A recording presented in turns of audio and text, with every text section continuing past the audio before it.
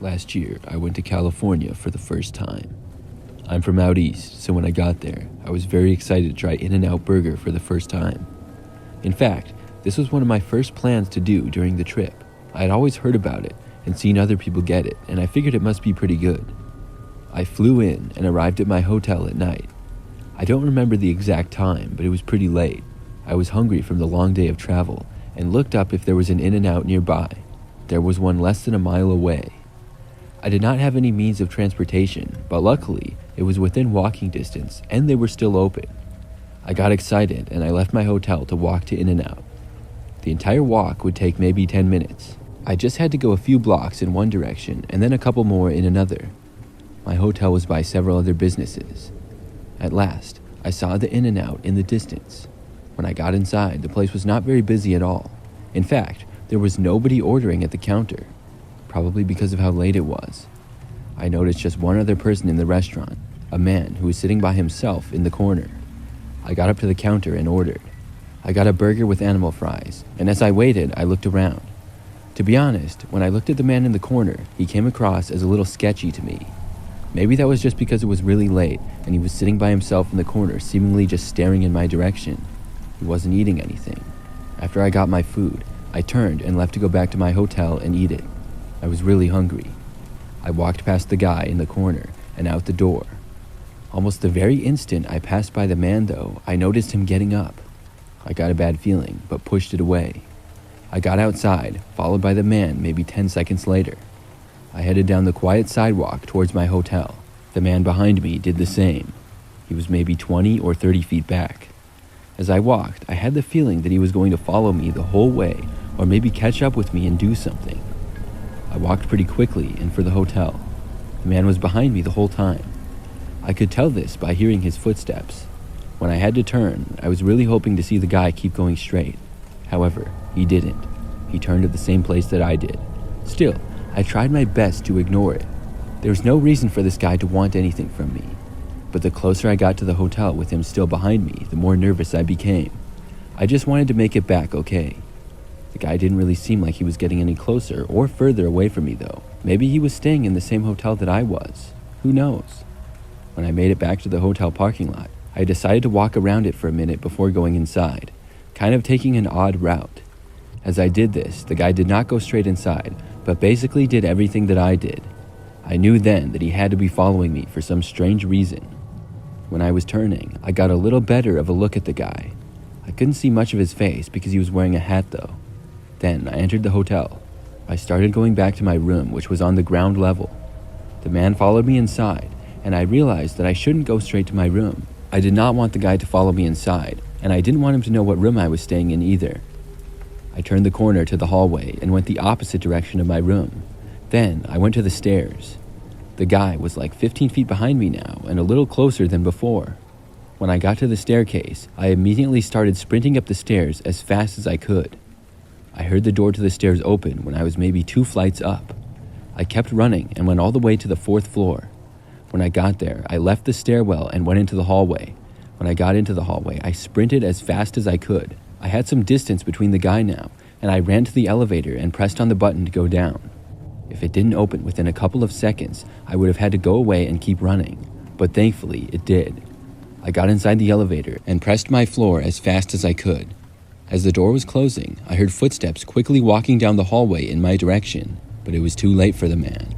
When the elevator stopped at the ground level, I walked out and to my room. I made it there without the man in sight and got inside and locked the door. I remained by the door as quietly as I could, and I watched out of my peephole after that. Maybe 2 minutes later, I saw the guy walk right past my door. He didn't stop at it or anything though, so I'm certain that he didn't know which room was mine. Finally, I was able to eat In-N-Out for the first time. I didn't see that man for the rest of my trip, and I'm really glad I didn't.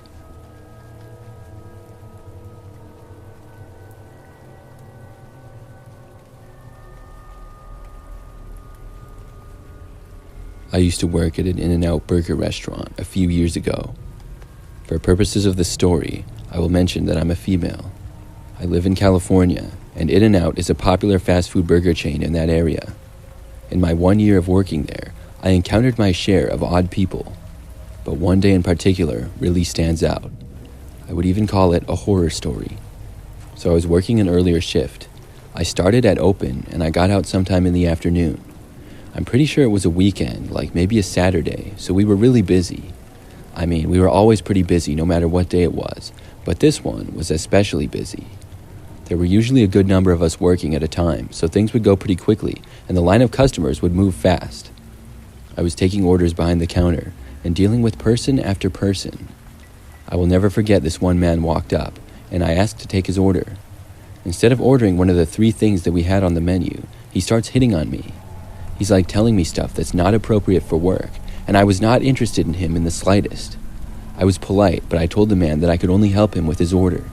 Then he said something like, "Oh, I see how it is." He laughed a little and then just walked out. I was kind of surprised, but I had more customers to help. The next person in line walked up and I took their order. I worked for probably 3 more hours, taking orders, and we were busy for the entire time. Inside, most of our booths and tables were taken up, and the line remained long. Finally, I got off. I think it was like 4 or 5 p.m. I was happy to leave the mad rush and go home. I got inside my car in the parking lot. I parked in the back of the lot, and I remember seeing a car pulling into the space next to mine. When I casually looked over, I saw the guy again, the man who I had spoken to earlier. He looked right at me and then opened his door. He stepped out and then started knocking on my front passenger side window. I just started backing out. I wasn't on the clock anymore, and I did not have to talk to this guy. He looked surprised when seeing me drive away. Then he quickly got back inside his car, which was still running, and started backing up. This is not what I wanted to see. I exited the parking lot and merged onto the road, with the guy in his SUV behind me. I knew what to do, and I drove slowly to the police station. I knew where it was because I passed it every day on my drive to work. It was maybe 3 minutes from my house. The guy was behind me the whole time until I got there. When I drove into the parking lot, he did as well. I did not expect that. I had expected him to realize where I was going and then keep driving on down the street. Then I could just turn around and leave. Instead, I parked and was about to get out of my car and walk inside. At last, the guy must have realized where we were, and he backed up out of his space and left. I considered going inside and making a police report, but overall, it didn't really seem that serious to me at the time, and I chose to just drive home. I had maybe a couple of more minutes before I would arrive back. When I got back onto a main road, I noticed the same car parked on the side up ahead. This was less than a mile from the police station. However, I drove right past his SUV, and he didn't follow me. I cringed when passing because I expected him to pull out behind me. He must not have noticed. It was sort of busy and there was a decent amount of traffic. Plus, my car was fairly common. Either way, I'm really glad that he didn't see me and follow me home. And I never saw the guy again after that.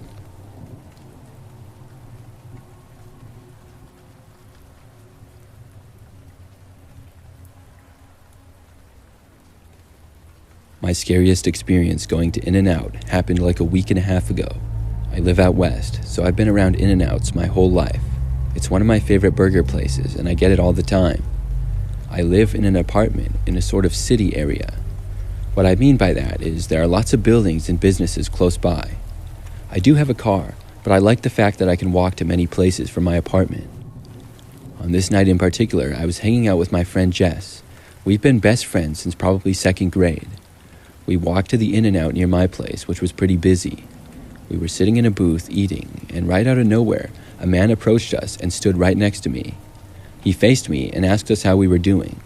Then he started talking to us both. He was tall and had sort of long blonde hair. I was kind of confused as to why he was talking to us. He didn't work at In-N-Out, and he just seemed like a random guy. He asked where we were from and our names. I thought maybe he was going to try to sell us something. He asked us our jobs and if we went to school. Of course, we told him just bland answers, and we didn't want to go into detail because we didn't know the guy. Finally, I interrupted him, and I asked what it was exactly that he wanted. He stopped talking and then just slowly said, "Nothing." Then he turned around and walked out of the crowded restaurant. That was a pretty strange conversation, but I was glad that it was over. After the man left, I didn't see him for the rest of the day. In fact, I forgot all about him. Fast forward about a week. When I got home one day, I had a strange envelope in the mail. I opened it up to find a really odd letter that was written by who I'm assuming is the same guy. It was a really weird and threatening letter. It said how he knew who I was and where I lived, and that he knew everything about me. He said that I better be aware of my surroundings because he could do whatever he wanted. Why he chose to write this to me, I have no idea. Since that happened, in the next few days that followed, there were some more strange occurrences. The first was a knock at my apartment door, and when I went to look, nobody was there. The next day, I got a call from an unknown number. I didn't answer it, but I have a feeling that it was connected. Sure, both of these things may have not been involved at all, but I couldn't help but wonder. Now, I'm not sure what to do. I'm thinking of going to the police with the letter, but I'm not sure what can be done about it. I also don't know why this guy chose to do this to me. I will let you know if anything else strange happens.